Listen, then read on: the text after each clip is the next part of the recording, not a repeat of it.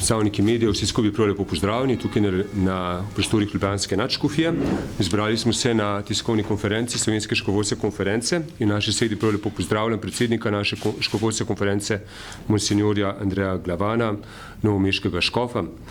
Kot ste bili že obveščeni, današnja tiskovna konferenca bo posvečena, se pravi, poročilu z plenarnega zasedanja naše škofovske konference in pa nekaj besed bo namenjenih tudi izidu oziroma objavi elektronske publikacije z naslovom Letno poročilo Katoliške cerkve v Sloveniji za leto 2016 s različnimi statističnimi podatki. Za informacijo, plenarno zasedanje škofovske konference pomeni oziroma v naši krajevni cerkvi pomeni dvodnevno srečanje škofov, vseh članov Slovenske škofovske konference, prav tako upokojenih škofov in pa škofov predstavnikov iz sosednjih škofovskih konferenc.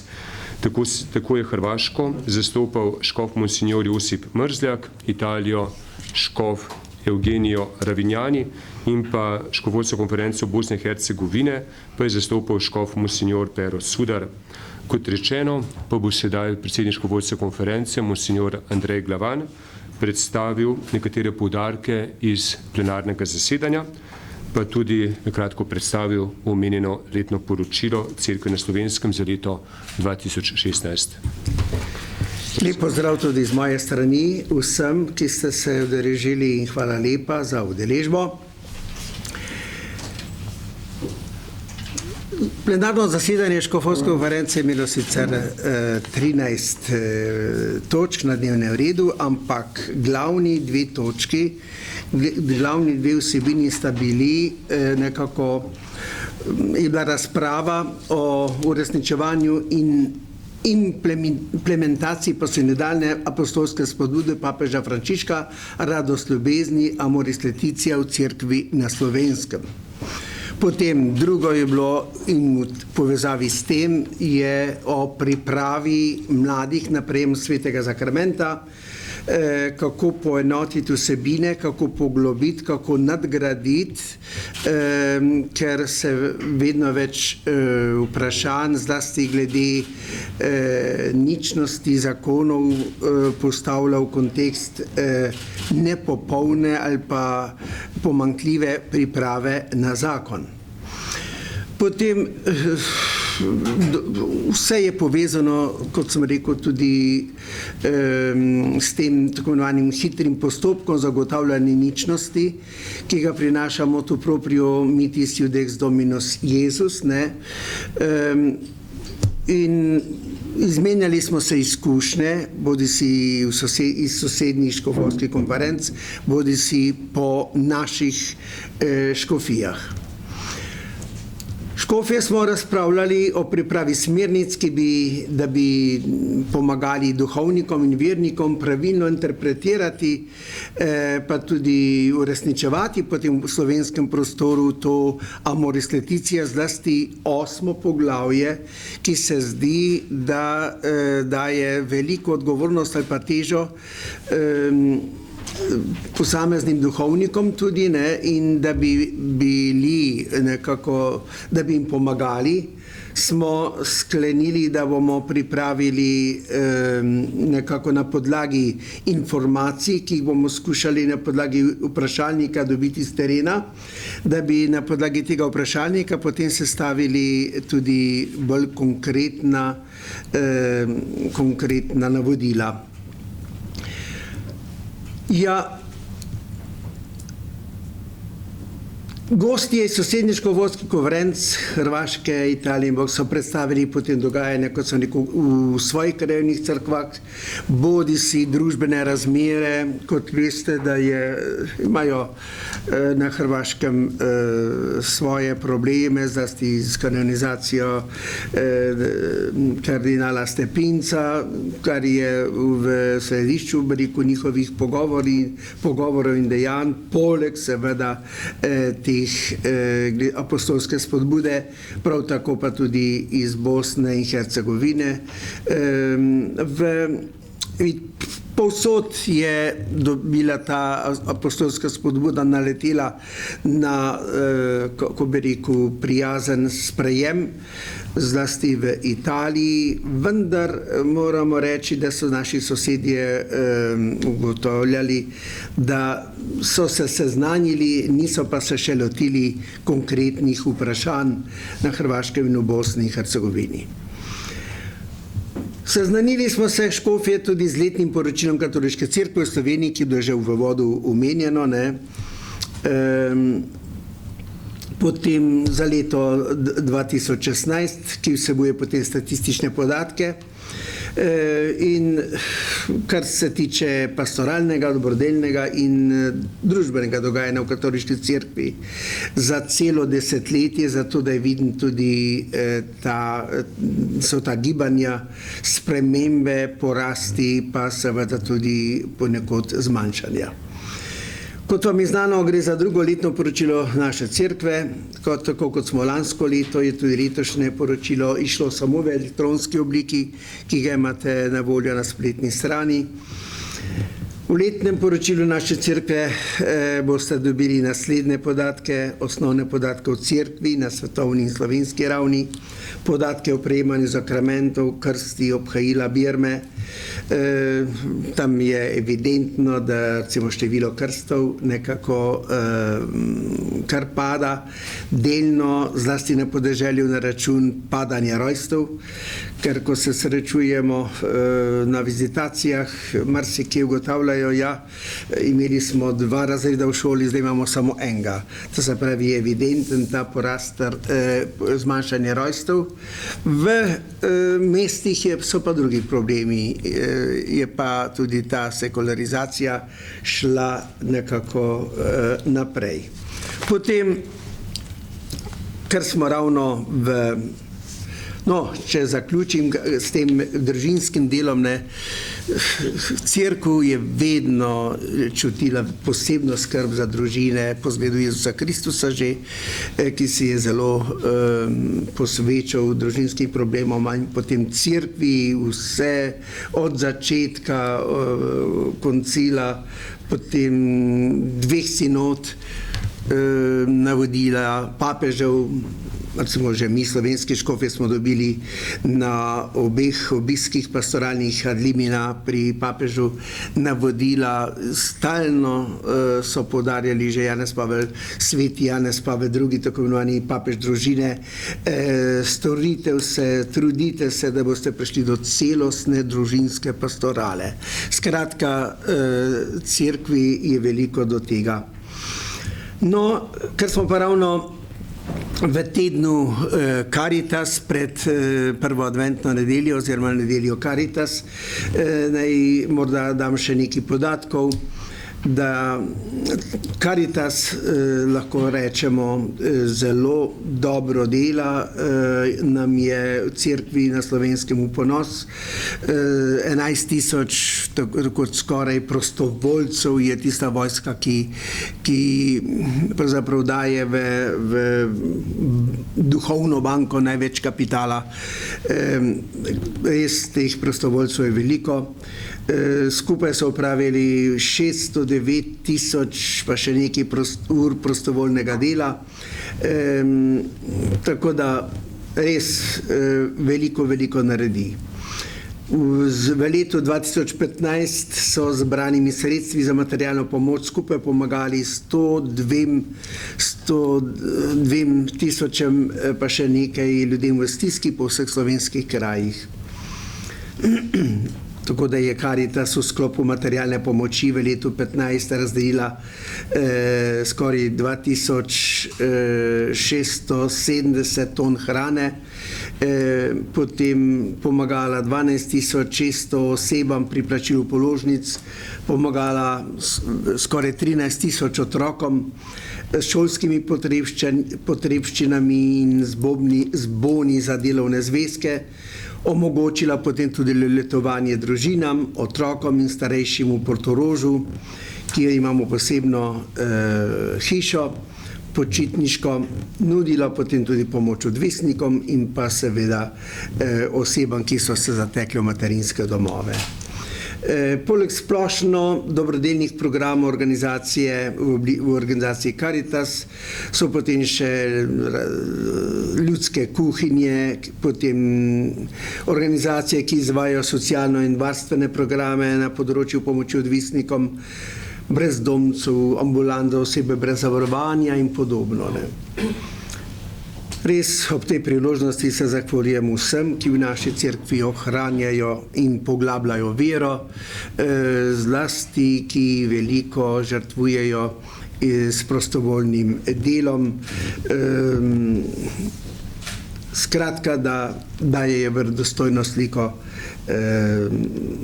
cerkve na Slovenskem, da to ni samo neka skupnost, ki je, kot se velikokrat prikazuje, grabežljiva in bogata, ampak res tista, ki pomaga ogroženim in pomoči potrebnim. Najlepša hvala, gospod predsednik, za te besede, predstavitve plenarnega zasedanja Slovenske škovoljske konference in pa letnega poročila za leto 2016. Zdaj pa je, tako kot običajno, priložnost, da lahko zastavite svoje vprašanje, tako v zvezi z plenarnim zasedanjem, kot tudi v zvezi z tem letnim poročilom. Prosim. Kakšno je vaše stališče do te spodbude? Je nadgradna, temeljita nadgradna. To se namreč zelo poudarja, da ne moramo gledati v tem nek prelom. Ne prelom, to se zelo poudarja, da zlasti na novejših posvetovanjih v IMU, ki je bilo eno od teh, je bilo prav minuli teden, da je treba videti v tem razvoj. O tem so govorili, to planirali, to nekako implicitno načrtovali že prejšnji papeži. Papež Frančišek je to zdaj samo nekako spravil v delo, v pogon, tako da jaz mislim, da je to prava pot, priti naproti ljudem, ki so v stiski, ki jih je moderno življenje tako komplicirano nekako pomaknilo na obrobje in v te probleme družinske in tako naprej. In mislim, da bojo te spodbude dale priložnost, da pomagamo marsikomu, ki je zdaj zelo trpel. Sam vidim, ko rešujem tudi nekatere, smo dobili, saj v naši škofiji, samo za našo škofijo lahko govorim, kar enih 12 vlog za to ničnost in smo 2 pravzaprav že ugodno rešili.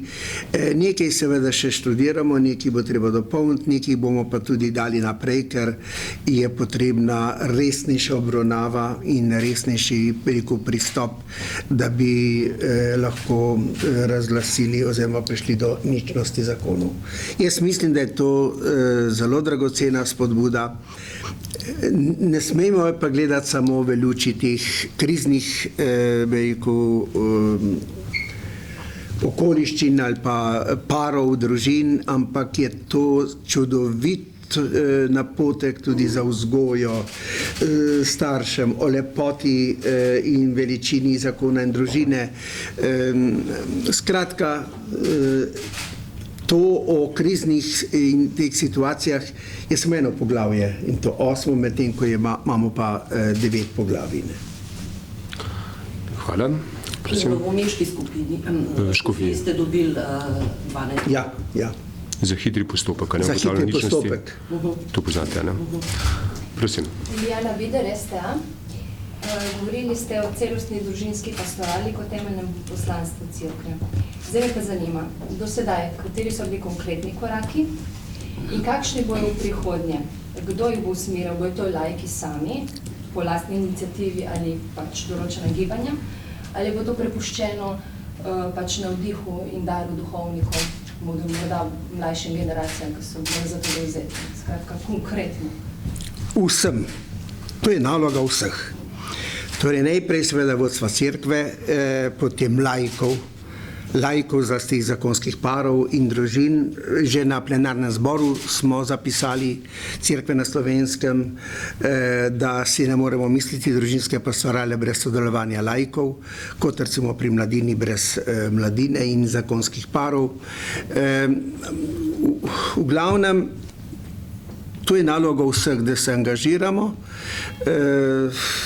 Jasno, zlasti strokovnjaki, pastoralisti, tisti, ki imajo veliko izkušenj, ki so, če pomislim samo na velike skupine zakonskih skupin parov, ki že 20, 30, 40, 50 let nabirajo izkušnje in bogatijo celotno slovensko pastoralo. Torej, vsi se moramo za to angažirati. Ne. Konkretno, kot sem rekel, rastejo te razne oblike, se bogatijo, nadgrajujejo priprave na zakon, ne samo iz klasičnih tečajev, ki smo jih začeli pred 50 leti, tudi sam sem sodeloval praktično od začetka. Ko je bila glavna priprava, v glavnem so bili ti množični tečaji po 50 parov naenkrat, ali pa še več, 60 tečajev za zakon. Danes imamo šole za zakon, imamo vikende za priprave na zakon, po elektronski obliki razna gibanja organizirajo. Skratka, te priprave se nadgrajujejo in bogatijo. Tako da to so te konkretne oblike pomoči in v družinski pastorali. Že še nekaj besed o smernicah. O smernice. Ja, no, za o smernicah smo govorili že danes in jih bomo dali še v zvezi s to apostolsko spodbudo, da bodo duhovniki lahko pomagali vsem, ki se bodo na nje obrnili glede zakonskih težav, glede vzgoje, glede skratka pomoči vsem tem, ki trpijo in ki so v takih, res nezavidljivih položajih. Tukaj bi... Vprašanje, ki ste govorili, kdo jih bo reševal, če duhovniki ali pač župljani? Ne, to bodo dobili duhovniki, ker gre to za smernice duhovnikom, zato smo rekli, da ne bomo mi ad hoc samo dali nekih smernic, ampak jih bomo najprej preverili, dali možnost duhovnikom, da tudi sodelujejo pri teh smernicah s svojimi sugestijami, potem bomo pa mi dali zasti odbor, medškofijski odbor za družino, v katerem so tudi laiki, bojo pa dali potem napisali smernice.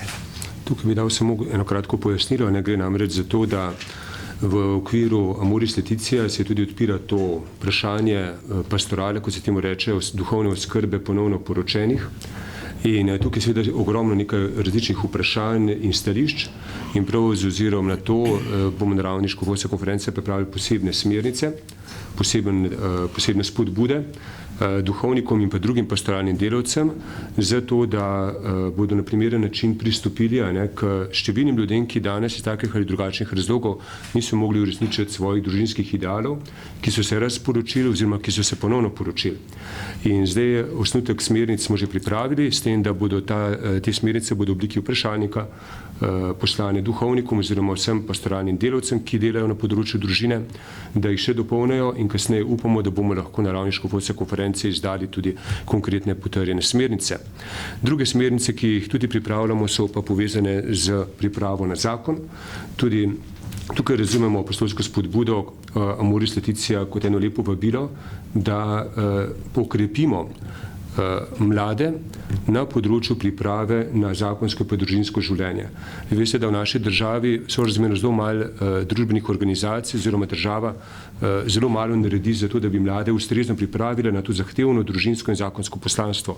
Zato na tem področju na ravni škofovodske konference pripravljamo posebne smernice, ki bodo namenjene najprej seveda vsem tistim organizacijam, ki že v naši cerkvi izvajajo priprave na zakon, na drugi strani pa tudi, da bodo pastoralni delavci, duhovniki, laiki, ki delajo z družinami, našli tukaj tudi konkretne spodbude za svoje delo. Tako da pričakujemo, da v kakšnem letu, da bomo pripravili tovrstne smernice. Konkretnega stališča do ločenih in ponovno poročenih torej še ni? No, rešitve in stališča so v Amoris Laetitia, ne? Tako da... Ja, ampak v praksi? Ja, praksa, to je pa vsak par je malo drugačen, ne? To je prav zato pa so potrebna vodila, zato da bi, ker pogledajte, papež govori o tem razločevanju. Pomagati ljudem, da bodo znali to izčiščevati, razločevati in potem pomagati. Ne? Ker zdaj načelno je čisto jasno, glede zakona je ostalo, če se tako vzame, vse po starem. Zakon je načelno nerazvezen, okoliščine so pa prinesle toliko raznih posebnih primerov, ne, tako da je veliko takih, kot rečemo, izrednih primerov, ne, ko jim je treba pomagati. In eden od načinov je ta hitri postopek zagotavljanja ničnosti zakonske zveze, to je ta motu proprio, in potem Amoris Laetitia seveda posebej poudarja pastoralno skrb za vse ljudi, tudi za te, ki so razporočeni, ki so ponovno poročeni. Papež Frančišek pravi, da mora imeti vsak neko mesto v cerkvi in da cerkev ne sme nobemu zapreti vrata. Prosim. Vi ste omenili, koliko je bilo teh primerov za hitrega postopka v vaše škofiji, a ste izmenjali podatke? Ne, smo nekateri so rekli ja, naprimer tudi za Ljubljano, da so tudi že dva nekako ta primera, ostali pa nekako še ne, zbirajo nekako, rekel korajžo, ampak izkušnje, nekako in kaj bo. Zato pa se zdaj kar vrstijo tudi razna posvetovanja, naprimer, kot smo rekli, v prejšnji teden v okviru rimske rote, to posvetovanje, da je bilo skoraj 120 škofov, ali koliko teh delegatov. Je priporočeno z Vatikana, da vsaka škofovska konferenca pripravi smernice za izvajanje Amoris Laetitia, ali je pač neko priporočilo oziroma vaše lastne? Na podlagi tega Amoris Laetitia, ne, tam je veliko že takih konkretnih zadev razčiščenih, vendar kako pa to implementira